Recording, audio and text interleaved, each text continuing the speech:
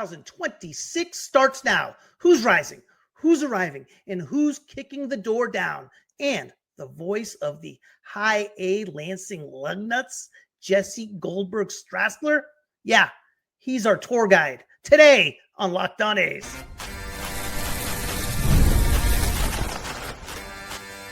You are Locked On A's, your daily podcast on the Athletics, part of the Locked On Podcast Network. Your team every day. Welcome to Locked On A's, part of the Locked On Podcast Network, your team every day. I am your host, Booney. One name, all passion. We are free and available wherever you get your podcast, including YouTube. So do me a favor and hit that subscribe button wherever you are following the show.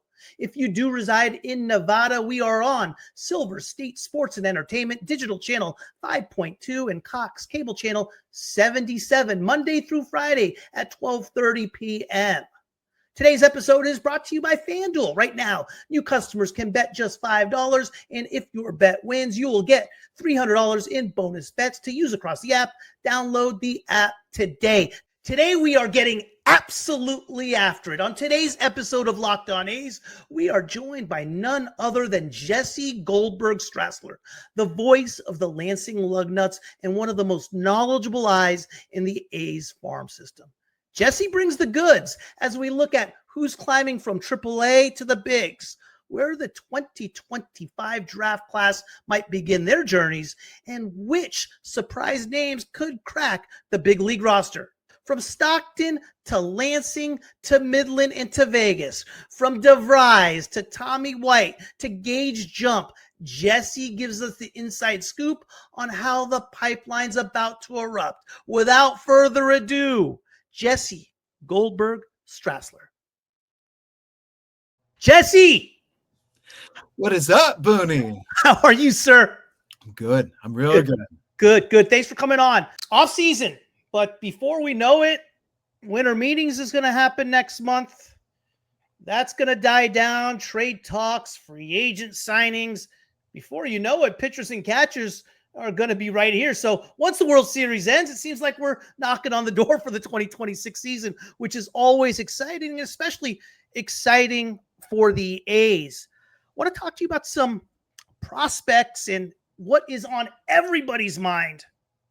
Leo De Vries, 19 years old next year. You think he can make the jump? You think he'll start in AAA? I think that he's going to start in AA. He'll start in AA. What we've seen from the A's has been that it's not where you start the season, it's where you finish, right? And what kind of trajectory do they want you to take over the course of the season? I love, Booney, that you started with the offseason, because in general, what we hear all the time during the minor league season is it's during the offseason that you set yourself up for success. So we're going to have the Rule 5 draft. We're going to see who's protected. We will likely, I think, see trades. The A's now they developed so many different minor league prospects over the course of last year. They can use these guys to help fortify what they've got at the major leagues. There's a chance to add to what they've got. We're going to see the draft lottery and where the A's pick next year. Right. But Leo De Vries, to get him at the deadline, and then he joins Lansing, he was not very good to start because he was pressing. He was trying to impress people. He's trying to live up to that. The very day that the A's traded for him, he, in talking to the A's people, in talking and saying, I'm not part of the organization, his reaction was, I want to play today. And he drove up from Fort Wayne to Lansing about 2 hours to get in the starting lineup. He was so excited about it, so excited to prove himself. Well, that excitement, that takes the form of pressure. He's 18.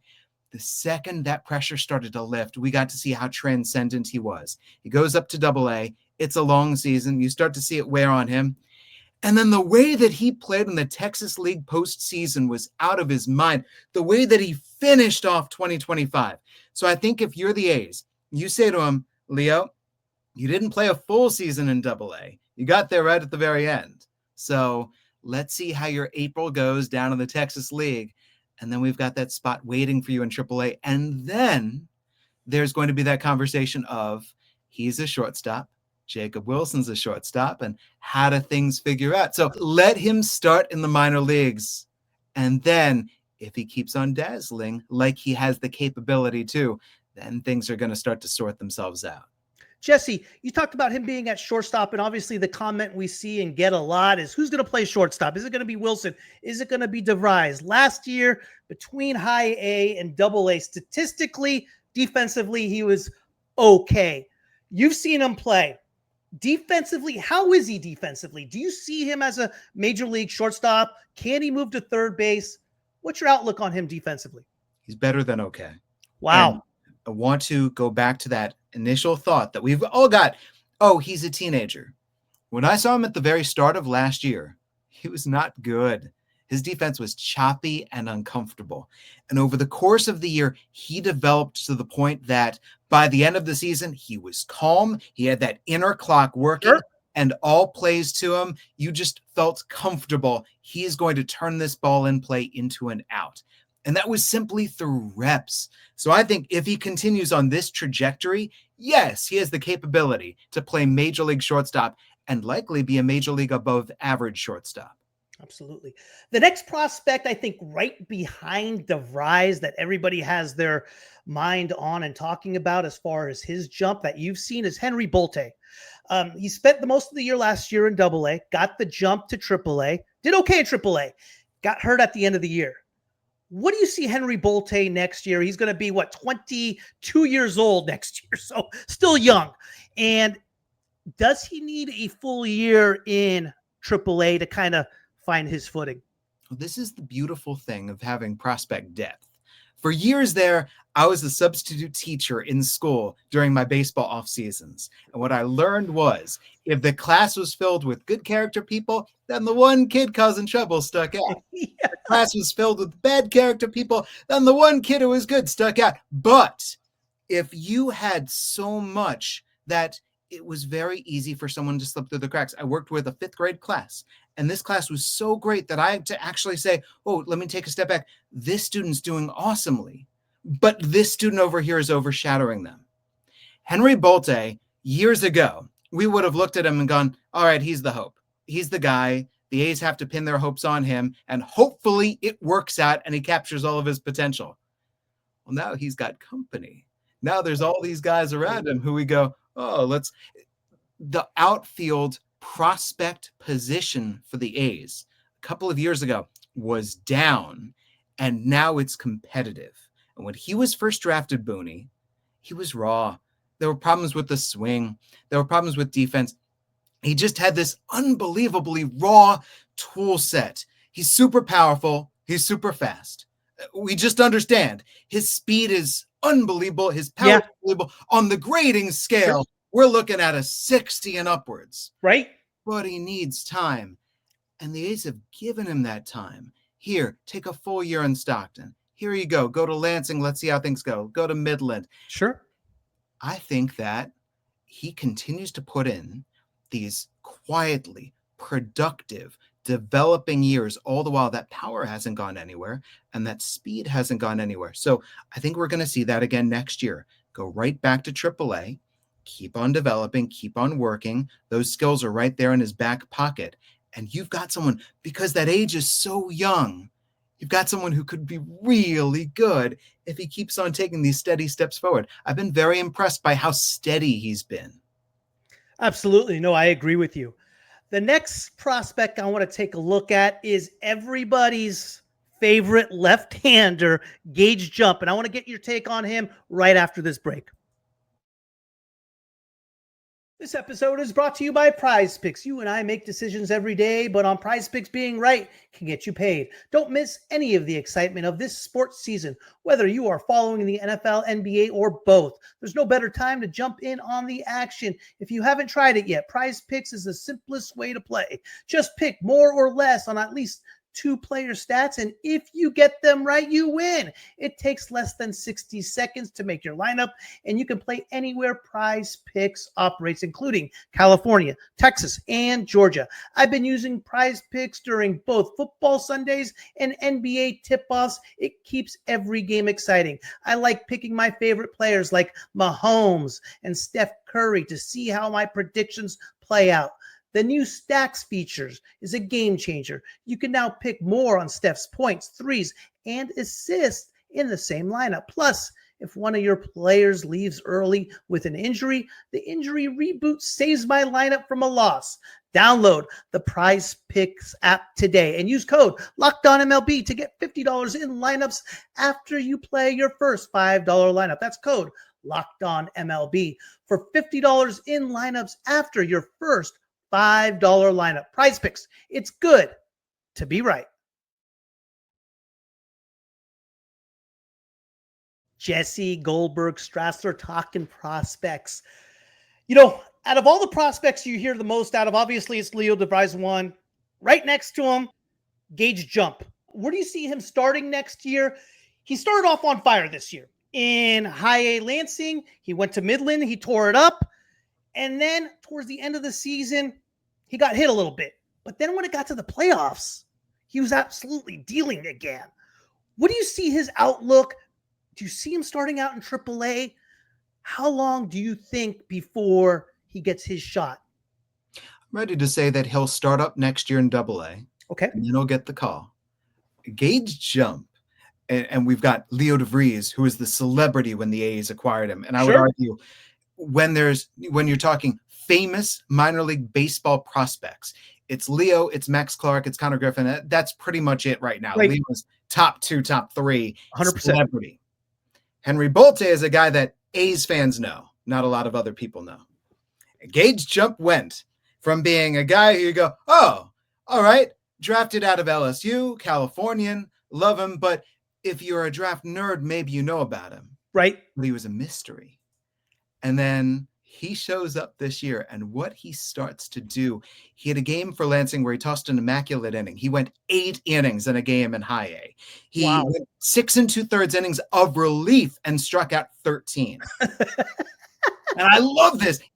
What he did with Lansing was, and this is what you want to see from every prospect, demonstrate to me that this is too easy. And he did. He went out and he said, this is too easy. Give me a better challenge. Goes up to AA. Mike McFerrin instituted the system, not just for Gage, but for a number of other pitchers too, Steven Echeverria, et cetera, where you ramped up at the start of the year, you ramped down in the middle of the summer, because that way you could ramp back up again for the playoffs. And you had Midland AA playing for the Texas League title, and you had Las Vegas AAA winning the PCL title as these guys are ramping back up. And you said it. His velo was down in August. Right. But when the Texas League playoffs rolled back around, I was watching the visiting broadcaster because Midland's on the road, and he's gone, he didn't have this kind of velocity when we saw him recently. Where's this 97 coming from? Dude, those 96, 97, I was talking to a pitcher who had been a teammate with him earlier, and he goes, he can do whatever he wants with the ball. You want him to spin a curve. You want him to spin a bullet slider. You want him to spin a sweeper. Whatever he needs to do with the ball, he's got the capability of doing it. And he throws, Booney, from that low 3/4 arm angle, so there's great carry, and he can get the invisibility on the baseball. And all of this is in his first professional season. So I want to see him go out there. I expect AA to open up the year, and I want him to say, I'm too good for this level again. And his way to AAA. He is high ceiling talent. Absolutely. Absolutely. I love that. I love hearing that. A few guys that are in the Arizona Fall League. We have 4 position players in the Arizona Fall League. And out of the 4 guys, I had this guy ranked number 4, and he is number 1. And you saw a lot of them last year. Ryan Lasko, 2023 second-round pick out of Rutgers, is tearing it up. It's kind of hit me by a little bit of a surprise because he made the jump, I believe, last year from AA to AAA. Overnight, it seemed like. And he was okay. On all levels, he was okay. But now in the Arizona Fall League, the kid's hitting like 370. He's stolen like 7 bases. He's doing a little bit of everything. What's your take on Lasko? Well, remember we said with Bolte, as long as he's got that power and speed, all he needs to do is just demonstrate it because it's there. Ryan Lasko was drafted as a guy ridiculously fast, above average major league fast, above average major league glove, to the point there's a debate in the A's minor leagues. who's a better defensive center fielder, Lasco or Denzel Clark. Is that right? It's so funny to be like, kidding. Come on, man. We've seen Denzel. What are we saying here? I've seen Lasco pull out some awe-inspiring plays that take your breath away. Okay. Wow. So that defense is there. The speed is there.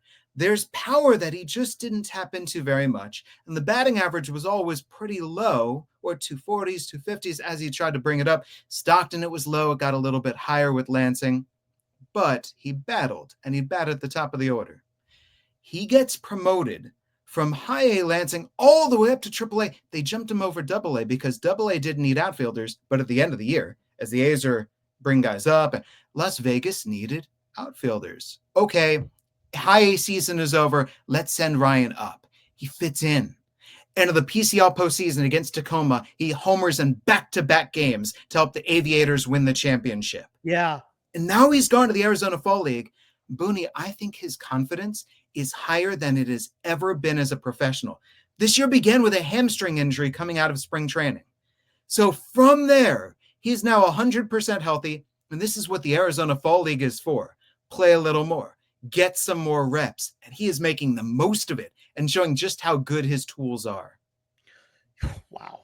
I mean, on the same level defensively as Denzel Clark. That's huge. I love it. I love it, though. He can be 2 steps below Denzel and still a Gold Glover. You know Jesus. Unbelievable. The other guy everyone talks about, I like his bat. I like the progress he has made. He's cut down his strikeouts. He's also in the Arizona Fall League. The concern I have about him, I don't know if he has a position, and I don't know if he is a good enough hitter to just be a hitter without a position, and that's Tommy White. His raw power's there. But positionally, I don't know if he can play anywhere. Third base, statistically, wasn't good this year. He's played some first. Obviously, we have somebody at first. What's your outlook on Tommy White? Hitting-wise, he's getting better. There's no question about it, and we're seeing the raw power. But can he advance without a position, or can he make that work?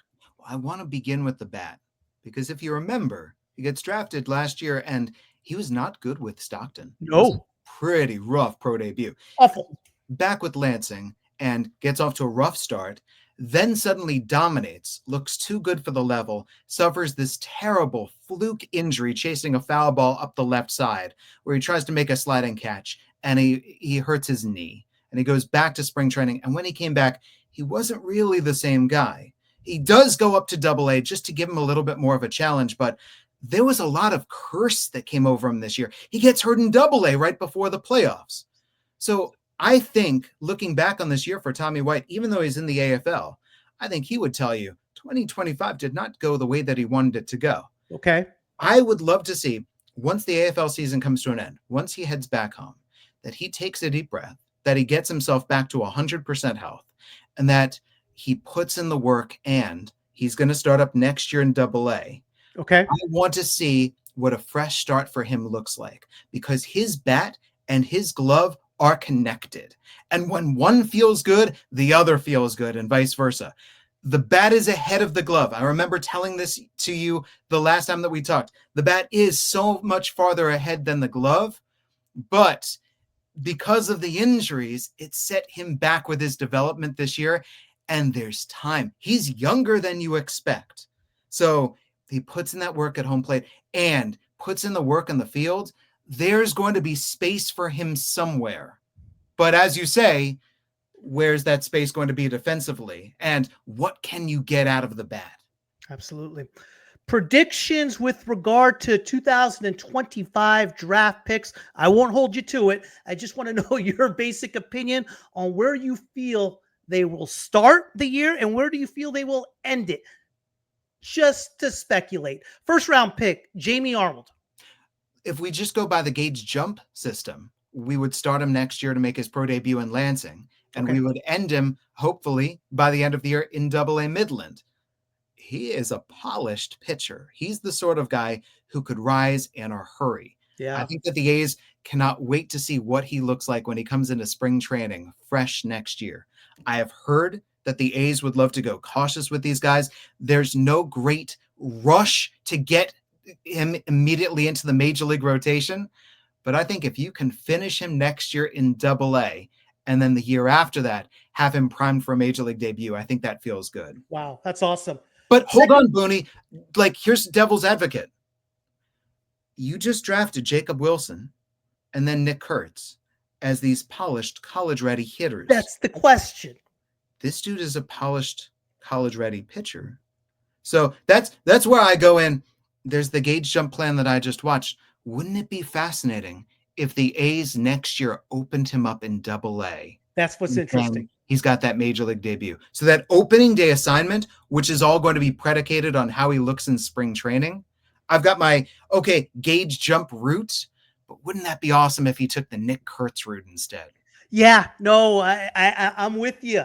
I see something like 3 starts in Lansing. If he dominates, he does his thing, then a quick call up to Double-A and go with that progression, and who knows what happens. Well, and also, Lansing is freezing in April. Gage Jump, in his first couple of outings, he's got pelting, freezing rain on him. It was not fun.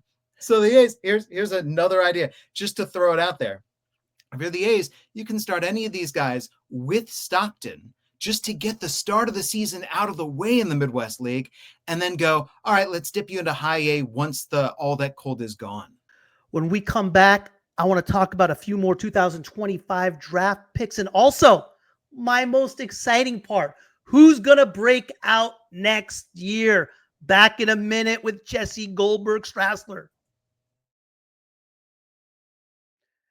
The NBA is back, and there's no better place to get in on the action than FanDuel, the official sports betting partner of the NBA. Even if you missed the start of the game or want to ride the hot hand, FanDuel has live bets on everything from who will score next to fourth quarter comebacks. Plus, you can even combine your live bets into a same-game parlay for a shot at a bigger payout. It keeps every game exciting, especially when your team's making that late push. Right now, FanDuel is giving new customers $300 in bonus bets when your first $5 bet wins. So head to FanDuel.com to sign up and play your game with FanDuel, the official sports betting partner of the NBA.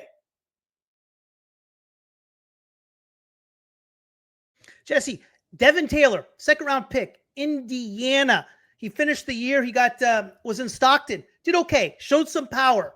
Struck out a few times, which I think you're going to expect. Do you see him starting the year in Stockton or getting the start in Lansing? I would love to see him in Lansing. I would love to see that same kind of trajectory that we saw last year. Tommy White end the season in Stockton, open up the following year in Lansing. Sure, bring him into Lansing. But that outfield is going to be super competitive coming out of spring training. When you look at all of those guys who will be vying for the High-A outfield, it's going to be one of them. The scouting report on him has always been like White. Glove is behind the bat, but the bat is so good. Sure, send him to High-A. The other pitcher that I felt the A's got an absolute steal, I want to get your take on to see if you've heard anything with regard to him. 5th-round pick out of UNC Wilmington, Zane Taylor. Reminded me of Roy Oswalt. Had one start when he pitched in Vegas this year. Pitched 2 innings. Didn't look bad at all. What's your thoughts on Taylor? What have you heard about him? So entering the draft, I checked in with Mike McFerrin, a pitching coordinator for the minor league system, and I said, hey, I know what kind of pitchers you like. How involved are you in this draft process? And he said, we're on the same page. We know what kind of pitching we want in the system. And I think that Zane Taylor was the exact sort of pitcher that they wanted to add. The fact that we see a guy who comes in, drafted, all these pitchers get shut down. Nobody's going to get sent around, except dude makes his pro debut as an emergency fill-in in AAA for a Vegas club that is going to go on to win the PCL title. And he goes 2 innings, and he allows 1 unearned run, and he strikes out 4. I think you were right to be enthused about what 2026 holds for him. Absolutely. I think Zane Taylor's as good as any of them. He had the best strikeout to base on ball ratio in NC2A baseball. He's one of the best. I'm excited about Zane Taylor more than people think. Who's going to have their breakout year? I have a few guys I want to talk about. Guy I'm really high on that you saw a lot of is Cameron Leary. Cameron Leary led the whole farm system, the whole organization, period, in stolen bases by a lot. His bat's starting to come around. He struggled a little bit in Stockton to start. He got it going. He went to Lansing. He's gotten better as it's gone along. He looks like a true leadoff guy. power speed. And it reminds me of Lasco or Bolte or all of these guys that we've seen come along where, wow, he strikes out a lot. He can hit a ton of home runs. And when Cameron Leary gets to first base, you can't stop him from taking second. That power speed combo is great. He had a moment during that Stockton season where they looked him in the eye and they challenged him. And they said, what do you want to make of this season? Because you are better than you're showing. And then he goes out there and he dominates in July. He was extraordinary. The California League pitchers couldn't contain him.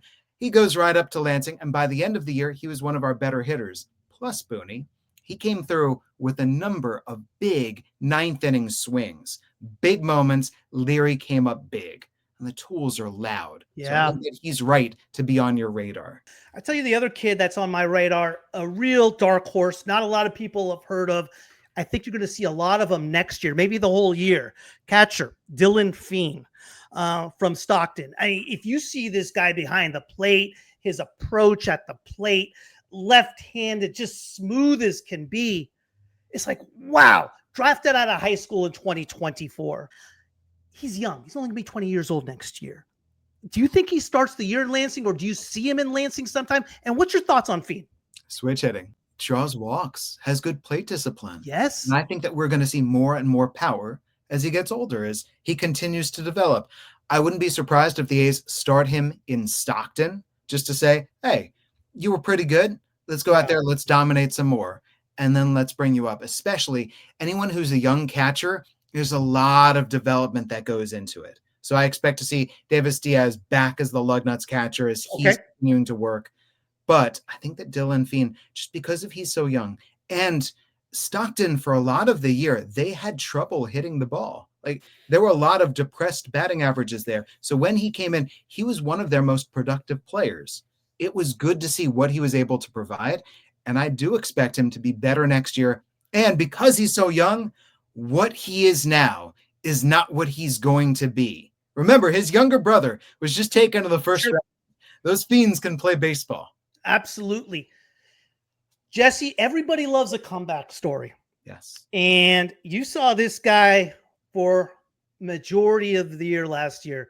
2024, fourth round pick, I believe, out of California.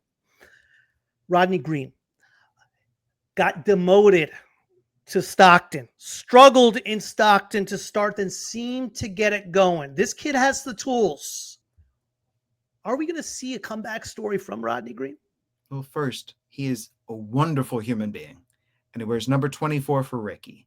He just is a pleasure to talk with. He has so much power. He has great speed, and there's just a lot of reps that he needs. So he was a little too high to start up last year. He was overmatched at the high level. He needed to go back to a level that he was there with the pitchers, and now this was better for him. It was California League last year. But if we can tap into the right things, and there's going to be a lot of talk about what are his hitting traits, what does his swing look like, does he need to fine-tune any of the mechanics? When it's good, the ball explodes off of his bat. Yeah. Taking on Brandon Woodruff, the major leaguer, was rehabbing. Yeah. Rodney Green hit a ball off the top of the left center field wall. Oppo power off of him. Wow. He's got the ability. The ability is there, but it's confidence and it's mechanics. So you and I are talking in the offseason. How Rodney spends this offseason is going to be crucial. Last guy I want to talk about, who I believe is a future ace in Major League Baseball. He could be the absolute core of a pitching staff. We've talked about it before. I think I got his name right. Steven Echevarria. Echevarria, yeah. Echevarria, sorry. No, you're good. It's fun because talking to Steven at the start of the year and then going around to every press box or every broadcast or every PA announcer, I go, hey, he's from New Jersey, Echevarria. Echevarria, going to be 20 years old next year. How good can he be? I mean, he's shown signs as far as what he can be. And it seems like the organization kind of held him back a little bit from what he can actually do. What's your thoughts on him?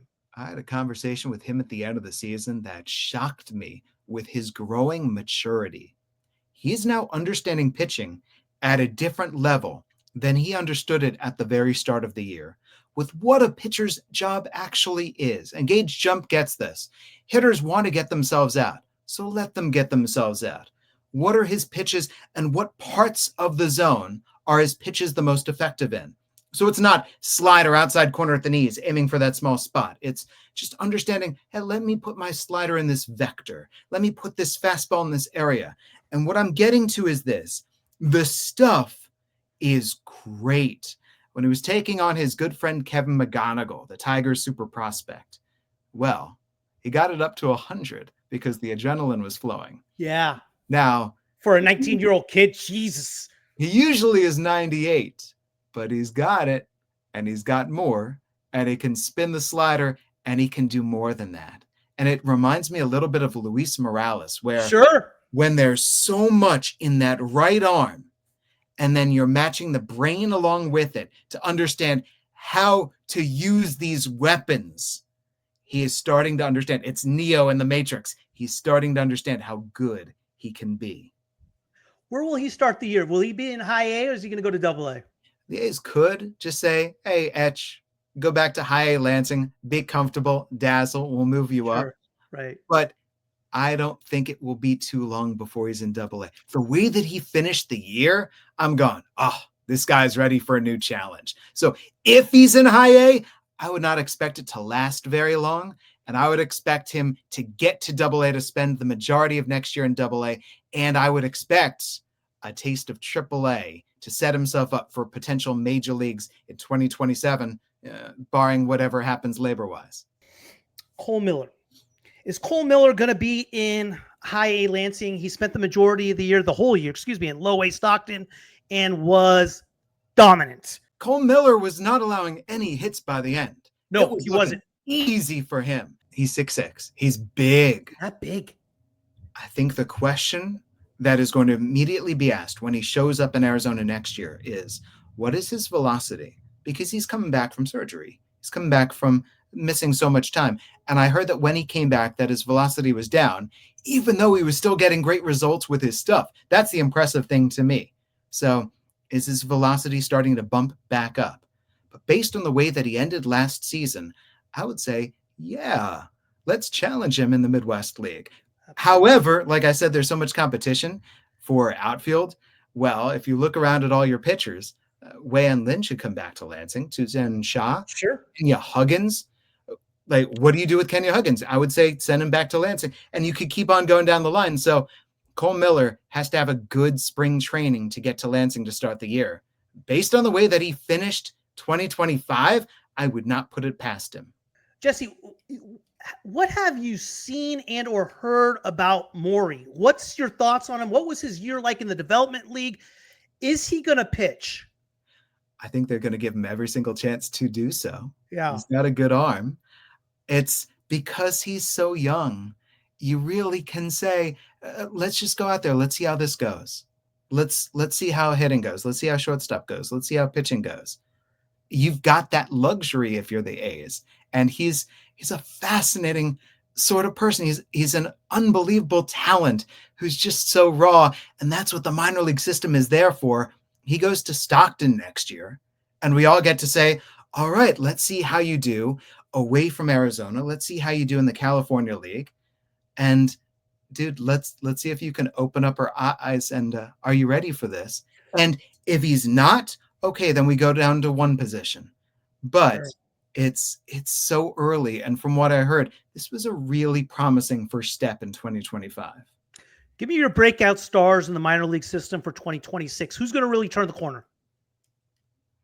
Well, that's the fun of it is, well, hang on. The great breakouts have been their draft picks. Yeah. You and I go, look at this 12th rounder, or look at this 17th. Sure. Or the way that, and I'm going to throw a guy at you. Okay. I would argue was not healthy for the majority of the year was Ali Camarillo. Yes. Texas A&M, right? Ali Camarillo can D. He's a long, lanky shortstop. Yeah. If you look at his college career, he hit in college. He could hit to go along with that great glove. Okay, Yes. that last year, he's a ball of fire for Stockton. Goes down with the injury, and when he comes back from it, he's not the same offensive Sure. player. No, he wasn't. So I'm saying, if we see that bat combined with that defense, what a cool ladder that is, from Leo De Vries to Joshua Kuroda-Grauer. Oh my to God. Yeah. We didn't talk Ali about Camarillo JKG. to Bobby Boser. Yeah, absolutely. And JKG is tearing it up in the AFL as well. He's having a great time there. His glove is so good. He's His smooth. bat is good, and all we ask of KG is draw a little more walks and give me a little more power. Yeah. And if that comes, either or both, to go along with just the contact skills and the great defense, Yeah. there we go now. He's stealing bases too, has a few doubles. He's hitting like 360. He's on a roll, man. I love JKG. I've been high on him for a while. So, yeah, it should be exciting. I mean, Booney, the funny thing to me was I just watched the Lugnuts team this past year that was the hardest team to strike out in all of the minor leagues based on the guys that are rolling through. Casey Yamauchi and Joshua Kuroda-Grauer. And you could keep on looking around. Nankill doesn't strike out that much. Tommy White doesn't strike out that much. Nankill's another one. She's a professional hitter. Right? So, do you know which team in the major leagues was the hardest to strike out this past year? I believe it was the Blue Jays. Yes. And that's what they took into the postseason was, even though they came up short in the end, that same offensive philosophy of foul off pitches, make pitchers work. Yes. It was it was the Vladdy and the Kirk, etc. Sure. But it was also the Nathan Lucas. It was the Ernie Clement, the former Athletic. And that's what I started to see with this hitting philosophy of make the pitcher's life miserable. So I'm going to be fascinated to see what is the hitting philosophy for the A's organization going into next year? And will we continue to see the A's hitters at all these levels making pitchers' lives miserable? That's the beauty of having a deeper and deeper system is it gives guys patience to really work on things. The A's have high ceiling players right now. And when you've got the lefty alignment of an Arnold to a Jump to, I think Wei and Lin is a major. Sure. Dude can pitch. I was going through with a friend of mine who covers the Tigers system, and we were comparing the Tigers pitching prospects. And I'm going, do you understand how many A's pitching prospects took crucial steps forward this year? Junior Tour, TUR, the Cuban right-hander, great season for Tour this past season. So the A's developed a ton of guys, and now next year, just like we saw with this past year, who is able to impact the major leagues. And here comes Barnett arriving. Here comes Hoagland arriving. Here comes Morales arriving. Well, I think we're going to continue to see another wave and a wave behind them. And this is the way the minor league should be. There should be these continual waves of talent coming up, continually coming up. And I think this is really fun to watch. Oh, man, I hope so. I hope so. I'm excited. I mean, let's tee it up tomorrow. Jesus, unbelievable. Jesse, thank you as always, brother. Booney, thank you. I appreciate it. Absolutely. Thank you for making Locked On A's your first listen of the day. For your second listen, check out Locked On MLB. Your pal Sully will have you up to date with everything that is going on in the offseason in all of Major League Baseball. You can find Locked On MLB on YouTube or wherever you listen to your podcasts.